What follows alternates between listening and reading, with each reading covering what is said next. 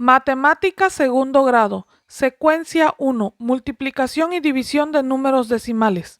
Sesión 4. En el punto número 1 les pide que calculen el área de cada uno de los rectángulos. Para eso debieron haber multiplicado las medidas de sus lados, la base por la altura. En este caso 0.9 por 0.2 les debió haber dado como resultado 0.18. En el rectángulo B tenían que multiplicar 4.25 por 2.3, dándoles como resultado 9.775. En el rectángulo C debieron haber multiplicado 6.125 por 3.5 y les debió dar como resultado 21.4375. En el punto número 2 les plantea aquí una forma de resolver estos tres ejercicios para ver que ustedes averigüen si son correctos o si también se puede aplicar este método. En el inciso A es referente al rectángulo A, dice que debieron haber multiplicado 9 por 2 y el resultado multiplicarlo por 100. Si multiplicamos 9 por 2 nos da 18. 18 entre 100 nos da 0.18. En el inciso B es referente al rectángulo B. 425 por 23 entre 1000. Si multiplicamos 425 por 23 nos da 9775. Entre 1000 nos da 9.775. En el inciso C, referente al rectángulo C, nos dice que pudimos haber multiplicado 6125 por 35 entre 10.000. Si multiplicamos 6125 por 35, nos da como resultado 214.375. Entre 10.000 nos queda 21.4375. Como pueden ver, tanto se puede aplicar este procedimiento como pudieron haber convertido estos números decimales a fracción y haber realizado la multiplicación, o cualquiera de los métodos que ya les expliqué en el video anterior de multiplicaciones de números decimales. Punto número 3. Viene un recuadro con información en donde nos explica que el producto 0.9 por 0.2 se transforma en 9 por 2, es decir, lo convirtieron a número entero, multiplicándolo por alguna potencia de 10. Y aquí lo dice, al multiplicar por 10 cada uno de los factores, es decir, 0.9 por 10 me da 9 y 0.2 por 10 me da 2. Para volver al producto original, 0.9 por 0.2 es necesario que dividamos lo que salga de multiplicar 9 por 2, que en este caso sería 18, entre 100. ¿Por qué entre 100? Porque el 0.9 lo estamos multiplicando por 10 y el 0.2 lo estamos multiplicando por 10. Entonces multiplicamos 10 por 10, 100. Es por eso que se divide entre 100. Este mismo procedimiento pudieron haber hecho para calcular la medida o el área del rectángulo B y rectángulo C. Punto número 4. Les pide que calculen la medida que falta en los tres rectángulos. En el rectángulo D, lo que tenían que hacer es dividir el área 0.21 entre 0.7 para poder obtener la medida de X, la cual es 0.3. En el rectángulo E, lo mismo, tenían que dividir la medida del área entre la medida de la base para obtener la medida de Y, de la altura. En este caso les debió haber salido 2.4. En el rectángulo F, lo mismo, la medida del área entre la medida del lado que tenemos, y como resultado nos debió haber dado 5.12. Punto número 5. Este punto es parecido al punto número 2. Nos está explicando otro procedimiento que pudimos utilizar para calcular la medida de cada uno de estos rectángulos. En el inciso A, referente al rectángulo D, nos dice que en lugar de dividir 0.21 entre 0.7, lo que hubiéramos hecho es multiplicar 0.21 por 10 y 0.7 por 10. Nos iba a dar como resultado 2.1 entre 7. Si dividimos 2.1 entre 7 nos da 0.3. El mismo resultado que en el inciso B, referente al rectángulo E. Nos dice que en lugar de dividir 9.96 entre 4.15, pudimos haber multiplicado el 9.96 por 100 y el 4.15 por 100 y dividirlos.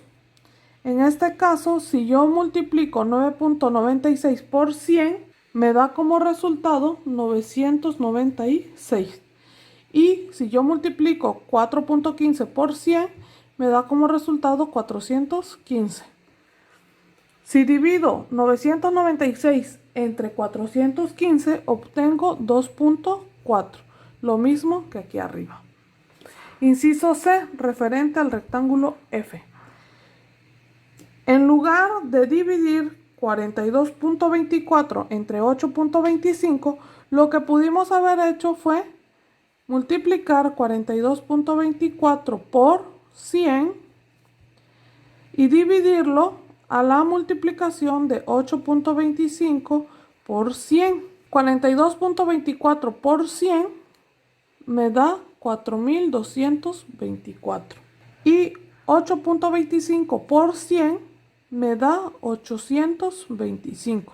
Divido y el resultado es 5.12. En este recuadro de aquí les está explicando todo lo que acabamos de ver.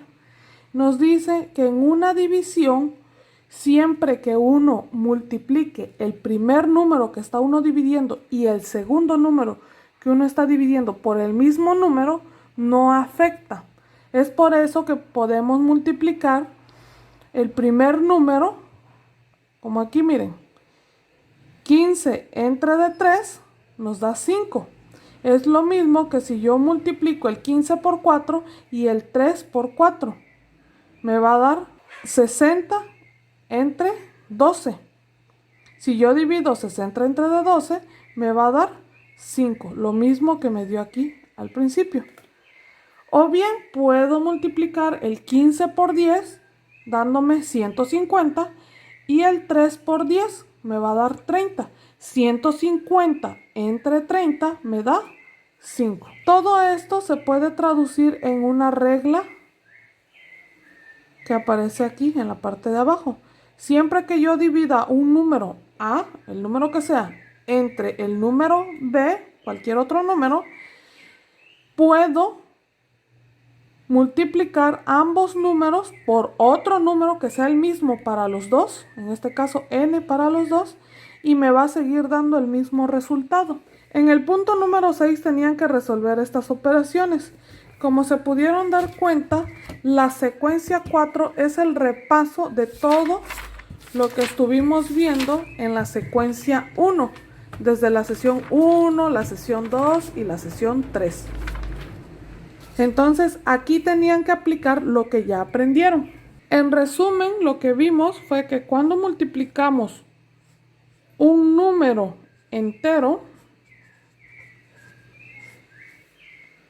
el punto decimal se recorre hacia la derecha y los espacios vacíos que uno vaya dejando se van rellenando con ceros. Cuando uno divide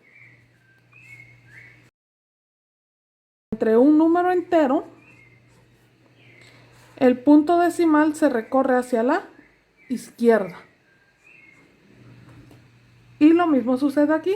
En caso de haber espacios vacíos, se rellenan con ceros. También aprendimos que cuando uno multiplica por un número decimal, en lugar de mover el punto decimal hacia la derecha, lo vamos a mover ahora hacia la izquierda. Y cuando dividimos entre un número decimal, en lugar de mover el punto decimal hacia la izquierda, lo vamos a mover hacia la derecha. Aplicando esto, el resultado del inciso A era 0.15. Del inciso B, 0.05. Inciso C, 2.60. Inciso D, teníamos que localizar el factor que faltaba aquí, dividiendo, haciendo lo contrario, dividiendo 0.08 entre 0.2, lo cual les debió haber dado como resultado 0.4. En el inciso E, el resultado era 40. En el inciso H, el resultado era 0.2. En el inciso I, el resultado era 80. En el inciso J, el resultado era 20. En el inciso F y G, la forma de resolverlo era la siguiente.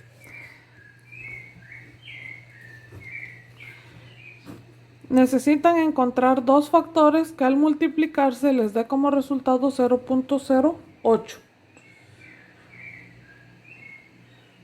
Entonces, tenían que buscar dos números que al multiplicarlos les diera 8. Por ejemplo, 8 por 1. ¿Ok? Ahora, teniendo en cuenta que el resultado es un número decimal, podíamos hacer lo siguiente. Podríamos decir que 8 para que nos dé 0.08, tendríamos que multiplicarlo por 0.01. Para que al momento de realizar la multiplicación 8 por 1, 8. Y como este tiene dos cifras decimales, mi punto decimal se tenía que mover 2 lugares. Esa era una opción. La otra opción era considerar que ambos factores eran números decimales. ¿Vale? Como aquí son dos cifras decimales, este debía tener una cifra decimal y este otra cifra decimal. Como ya sabemos que es 8 por 1, este hubiese sido 0.8 por 0.1 o 0.1 por 0.8. En el inciso G tienen un caso parecido, pero ahora les pide que busquen dos números que den como resultado 0.4. ¿Qué número se puede multiplicar para que te den 4? Pues 4 por 1, nada más, o 1 por 4. Observamos aquí, nuestro resultado solamente tiene una cifra decimal. Quiere decir que solamente uno de los factores es decimal, el otro es entero. Entonces ponemos el 4 como entero y el 1 lo ponemos como decimal. O al revés, 1 por 0.4. Y eso sería todo de la secuencia número 1.